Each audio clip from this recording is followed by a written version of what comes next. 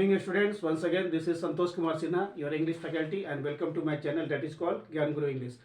आज हम फिर उसी टॉपिक को कंटिन्यू करने जा रहे हैं जो कि हमारा कल से शुरू है, वन वर्ड सब्स्टिट्यूशन, यानी कि अनेक शब्दों का एक शब्द। और इसको ध्यान में रखते हुए, एग्जाम्स को देखते हुए इसको मुझे बहुत ज़्यादा कंटिन्यू करना होगा, क्योंकि इससे ज़्यादा क्वेश्चन आता है। इंडिया के किसी भी इंग्लिश का जो जनरल कंपटीशन होता है, चाहे CGL हो गया, चाहे CHSL हो गया, या डिफेंस का जो भी एग्जाम है, NDA है, CDS है, जो भी हो, तो मतलब आपको समझ लेना है कि वन वर्ड सब्स्टिट्यूशन आपको पूछेगा ही पूछेगा, इसलिए आपको उसके लिए बिल्कुल रेडी रहना चाहिए 24/7। और इसमें अच्छा स्कोर होता है क्योंकि 4 ऑप्शन दिया रहेगा, एक सही और 3 गलत। तो यहाँ पर आपको सिर्फ करेक्ट आंसर दिया गया है और एग्जाम में आपको 3 एक्स्ट्रा ऑप्शन मिलेगा। तो चलिए इसको कंटिन्यू करते हैं बिना टाइम को गंवाए हुए और देखते हैं कि हमारा क्वेश्चन क्या है, उसका आंसर क्या है। So let's start. आज हो गया 21, मतलब है क्या बोलता है 21 में बोलता है the study of law is called, यानी कि जब हम किसी लॉ के बारे में स्टडी करते हैं, कानून के बारे में जब स्टडी करते हैं, दैट इज कॉल्ड नोमोलॉजी। ये क्वेश्चन आता है SSC में या इंग्लिश का जितना भी जनरल कंपटीशन होता है, नोमोलॉजी से एक क्वेश्चन दे ही देगा। The study of law is called nomology. Second में हम लोग का क्वेश्चन है strong desire for food is called, यानी कि जो खाने के लिए बहुत ज्यादा इच्छुक होते हैं उसको क्या बोलते हैं, ग्रीड, यानी कि लोभी, लालची। उसके बाद बोलता है 23rd में स्ट्रॉन्ग डिसलाइक बिटवीन 2 पर्सन्स। और एक क्वेश्चन जो मतलब बहुत ज्यादा पूछता है, स्ट्रॉन्ग डिसलाइक बिटवीन 2 पर्सन्स, दो लोगों में बहुत ज्यादा मतभेद है, एकदम देखना पसंद नहीं करते हैं, दैट इज कॉल्ड एंटीपैथी, मतलब एक दूसरे का एंटी है। हिंदी में क्या बोलेंगे, घृणा। एक बार और देखते हैं क्वेश्चन क्या बोलता है, स्ट्रॉन्ग डिसलाइक बिटवीन 2 पर्सन्स, यानी कि दो लोग हैं और दोनों को आपस में देखना, मिलना जुलना, बातचीत करना एकदम पसंद नहीं है, मतलब उनको क्या बोलते हैं, एंटीपैथी। मतलब हर एक आदमी एक दूसरे का एंटी है, मतलब खिलाफ में है। हिंदी में क्या बोलेंगे, घृणा की दृष्टि से एक दूसरे को देखा जाता है। और एक क्वेश्चन जो है ना एंटीपैथी, SSC का किसी भी एग्जाम्स में पूछता ही पूछता है, इसलिए आपको इसको अच्छा से कंप्लीट करना है और कोशिश करना है कि एग्जाम में अगर क्वेश्चन मिले तो आपको छोड़ के नहीं आना है। अगला क्वेश्चन है हम लोग का, the study of population is called demography, जनसंख्या विज्ञान। जब हम लोग किसी भी पर्टिकुलर एरिया का पॉपुलेशन के बारे में स्टडी करते हैं, दैट इज कॉल्ड डेमोग्राफी, और हिंदी में बोलेंगे जनसंख्या विज्ञान या अध्ययन भी आप बोल सकते हैं। 25th में बोलता है the study of physical phenomenon of lakes is called, यानी कि जब भी हम किसी झील का फिजिकल बनावटी मतलब स्ट्रक्चर, संरचना के बारे में स्टडी करते हैं, दैट इज कॉल्ड लिम्नोलॉजी। इसको हिंदी में बोलेंगे सरोवर विज्ञान। एक बार और देख लीजिए ध्यान से, the study of physical phenomenon of lakes is called limnology, Hindi में बोलेंगे सरोवर विज्ञान। अगला क्वेश्चन हम लोग आता है बीइंग अनेबल टू पे वंस डेब्ट। एक आदमी ऐसा होता है ना जो बैंक से लोन तो ले लिया पर उसको पे करने में उसको बहुत परेशानी, बाधा हो रहा है, तो उस तरह के पर्सन्स को या उस तरह के सिचुएशन को हम लोग क्या बोलते हैं इंग्लिश में, इंसॉल्वेंट, और हिंदी में बोलते हैं दिवालिया। बोलते हैं ना वो एकदम दिवालिया घोषित हो गया, यानी कि बैंक से तो बहुत ज्यादा रकम ले लिया पर उसको पे करने में, उसको देने में उसको दिक्कत हो रहा है, that is called insolvent. In Hindi we can say दिवालिया, उसको दिवालिया घोषित कर दिया गया, मतलब सब कुछ उसका बिक गया लोन को चुकाने में। 27th में बोलता है the study of the function of human beings, यानी कि मानव जाति का जो बॉडी का जो स्ट्रक्चर है उसके फंक्शन के बारे में जब हम स्टडी करते हैं, that is called physiology. Hindi में क्या बोलेंगे, शरीर विज्ञान। आप बायोलॉजी में पढ़े होंगे बोटनी, यानी कि स्टडी ऑफ प्लांट्स। एनिमल क्या बोलते हैं, द स्टडी ऑफ एनिमल्स, है ना, जूलॉजी। और the study of human beings and there structure and function is called physiology.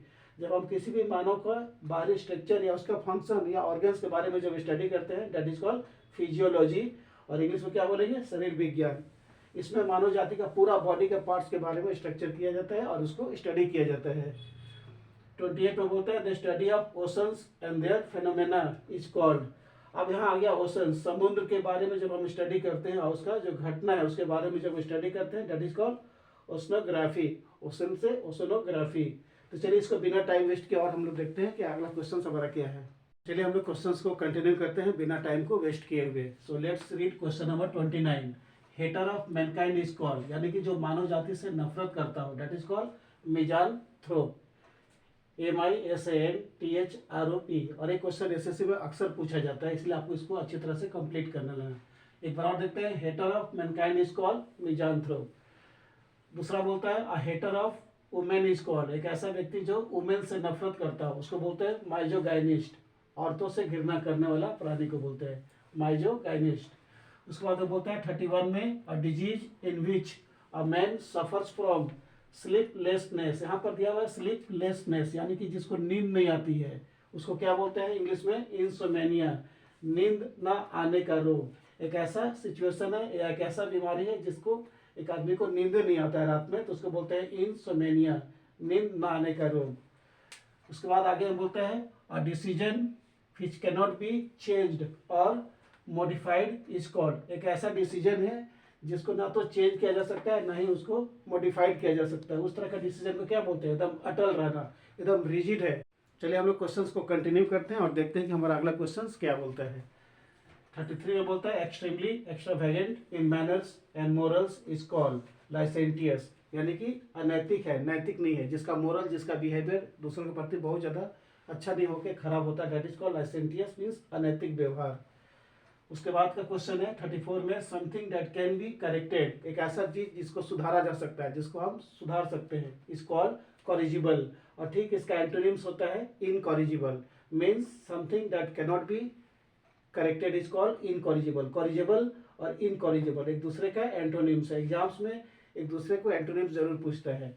तो क्या क्वेश्चन है? Something that can be corrected is called corrigible, और उसके बाद वो बोलता है something that can not be corrected is called incorrigible. इसलिए आप लोग को दोनों क्वेश्चंस को एकदम अच्छी तरह से याद कर लेना है।